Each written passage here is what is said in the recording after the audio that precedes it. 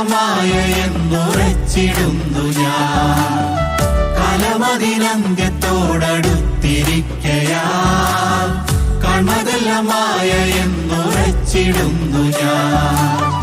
കണ്ണനെ വരവിനെത്ര താമസം വിഭോ, കതു പാരിതിൽ ഞാൻ പാർത്തിടുന്നവോ.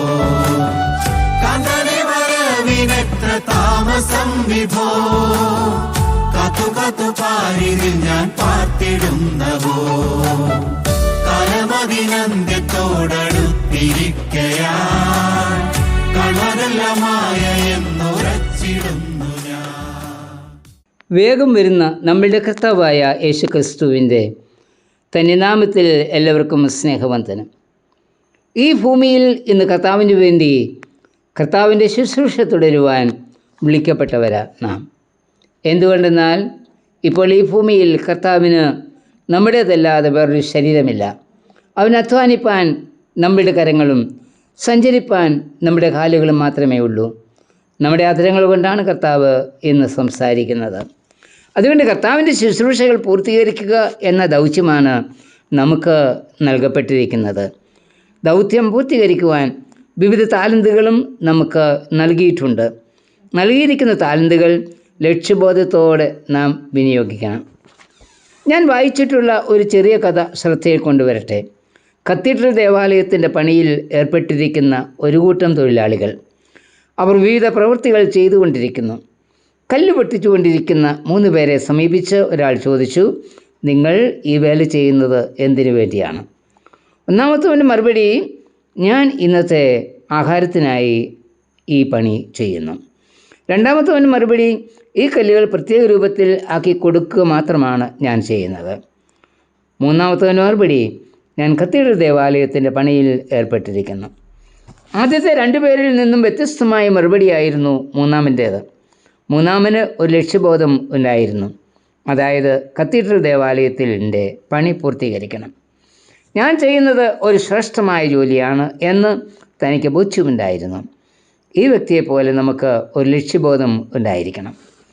ഞാൻ എൻ്റെ ദൗത്യം നിർവഹിക്കുന്നത് എൻ്റെയും കുടുംബത്തിൻ്റെയും ഉപജീവനത്തിന് മാത്രമല്ല, പിന്നെയോ എൻ്റെ സഭയുടെ, ഞാൻ ഉൾപ്പെടുന്ന സമൂഹത്തിൻ്റെ, ദേശത്തിൻ്റെ അനുഗ്രഹത്തിന് വേണ്ടിയായിരിക്കണം.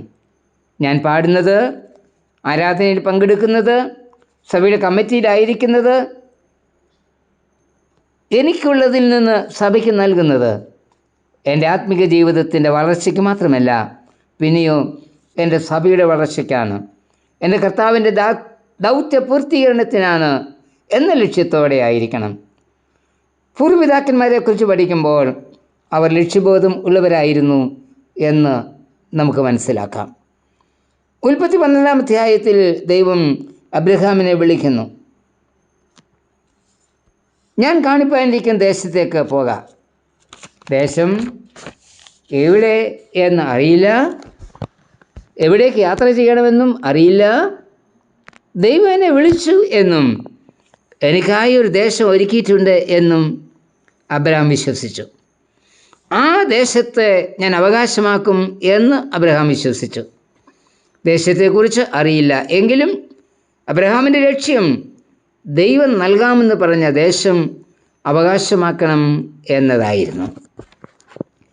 മർക്കോസ് 1-ാം അധ്യായത്തിൽ കർത്താവ് 30 പേരെ ശിഷ്യന്മാരായി വിളിച്ചപ്പോൾ അവരോട് പറഞ്ഞത്, ഞാൻ നിങ്ങളെ മനുഷ്യരെ പിടിക്കുന്നവരാക്കാം എന്നാണ്.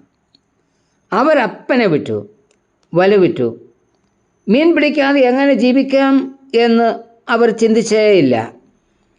അവരുടെ പിന്നുള്ള ലക്ഷ്യം മനുഷ്യരെ പിടിക്കുക എന്നതായിരുന്നു. ലക്ഷ്യബോധമുണ്ടായ ശിഷ്യന്മാർ പിന്നീട് ലോകത്തെ കീഴ്മേൽ മരിക്കുന്നവരായിത്തീർന്നു. നമുക്ക് ലക്ഷ്യമുണ്ടായിരിക്കണം. ആ ലക്ഷ്യത്തെക്കുറിച്ച് നാം സ്വപ്നം കണ്ടുകൊണ്ടിരിക്കണം. സ്വപ്നം നമുക്ക് വേണ്ടിയല്ല, പിന്നെയോ ദൈവം ഏൽപ്പിച്ച ദൗത്യം പൂർത്തീകരിക്കുന്നതിനെ കുറിച്ചായിരിക്കണം. ഇന്ത്യൻ പ്രസിഡൻ്റായിരുന്ന APJ അബ്ദുൽ കലാം പറഞ്ഞിരുന്നത്, നാം സ്വപ്നം കാണണം എന്ന. വില്യം കേറിയുടെ മുദ്രാവാക്യം ദൈവത്തിന് വേണ്ടി വൻ കാര്യങ്ങൾ ചെയ്യുക, ദൈവത്തിൽ നിന്ന് വൻ കാര്യങ്ങൾ പ്രതീക്ഷിക്കുക എന്നതായിരുന്നു. വിശുദ്ധ വേദപുസ്തകത്തിൽ സ്വപ്നം കണ്ട ഒരു വ്യക്തിയെക്കുറിച്ച് വായിക്കുന്നുണ്ട്. യോസെഫിൻ്റെ സ്വപ്നം ഉൽപ്പത്തി 37:5-11 വാക്യങ്ങളിൽ വായിക്കുന്നു. 37-ാമത്തെ വാക്യത്തിൽ യോസെഫ് ഒരു സ്വപ്നം കണ്ടു. ഞാൻ കണ്ട ആ സ്വപ്നം യാഥാർത്ഥ്യമാക്കണം എന്ന ലക്ഷ്യബോധത്തോടെയുള്ള പ്രവർത്തനമായിരുന്നു തുടർന്ന് യോസെഫിൽ കാണുന്നത്. അതിൻ്റെ ഒന്നാമത്തെ തെളിവ്, യോസെഫ് പാപത്തിൽ നിന്ന് വിട്ടുനിന്നു. ഞാൻ ചെയ്യുന്ന ദോഷം ദൈവത്തോട് ചെയ്യുന്ന പാപമായി യോസെഫ് കണ്ടു. 39:9. ഈ വിധത്തിൽ യോസെഫ് പറയുവാനുള്ള കാരണം തൻ്റെ മുൻപോട്ടുള്ള യാത്രയ്ക്ക് ഒരു ലക്ഷ്യം ഉണ്ടായിരുന്നു. അത് സ്വപ്നത്തിൽ കൂടി ദൈവം കാണിച്ചു കൊടുത്തതുമാണ്. ആ ലക്ഷ്യം പൂർത്തീകരിക്കുന്നതിന് പാപവഴികൾ വിട്ടുമാറണം എന്ന് യോസെഫ് മനസ്സിലാക്കി. രണ്ടാമത്തെ തെളിവ് അവൻ്റെ വേലയിൽ ഉള്ള വിശ്വസ്തതയായിരുന്നു. തടവിലായിരുന്നപ്പോഴും അവിടെ നിന്നും മിസ്രൈമിൻ്റെ വലിയ പദവിയിൽ വഹിച്ചപ്പോഴും യോസെഫ് വിശ്വസ്തയോടെ പ്രവർത്തിച്ചു. ലക്ഷ്യബോധത്തോടെയുള്ള പ്രവർത്തനത്തിന് നാം വിശ്വസ്തതയുള്ളവരായിരിക്കണം. നമ്മുടെ ജീവിതത്തിന് ലക്ഷ്യമുണ്ടായിരിക്കണം. എങ്കിൽ കർത്താവിന് വേണ്ടി വൻ കാര്യങ്ങൾ ചെയ്യുവാൻ നമുക്ക് കഴിയും. നമ്മെക്കുറിച്ചുള്ള ദൈവോദ്ദേശം പൂർത്തീകരിക്കാനും സാധിക്കും. കർത്താവെ, നീ എന്നെ ഏൽപ്പിച്ച ദൗത്യം പൂർത്തീകരിക്കുന്നതിനുള്ള ലക്ഷ്യത്തോടെ എനിക്ക് നൽകിയ താലന്തുകളെ വ്യാപാരം ചെയ്യുവാൻ സഹായിക്കണമേ. ആമേൻ. ജാതി ജാതിയോട് പോരിനായുധങ്ങളാ രാജ്യം രാജ്യത്തോട് എതിർത്തു തോൽപ്പിച്ചിടുന്നു. ജാതി ജാതിയോട് പോരിനായുധങ്ങളാ രാജ്യം രാജ്യത്തോട് എതിർത്തു തോൽപ്പിച്ചിടുന്നു. കാന്തനെ നിൻ വരവിനെത്ര കാത്തിടേണം ഞാൻ, കാന്തനെ നിൻ വരവിനെത്ര കാത്തിടേണം ഞാൻ. വന്നു കൺമനാശയേറി കാത്തിടുന്നു ഞാൻ, വന്നു കൺമനാശയേറി കാത്തിടുന്നു ഞാൻ. കാലമതിനന്ത്യത്തോടടുത്തിരിക്കയാൽ കൺമതെല്ലാമായ എന്നുറച്ചിടുന്നു ഞാൻ.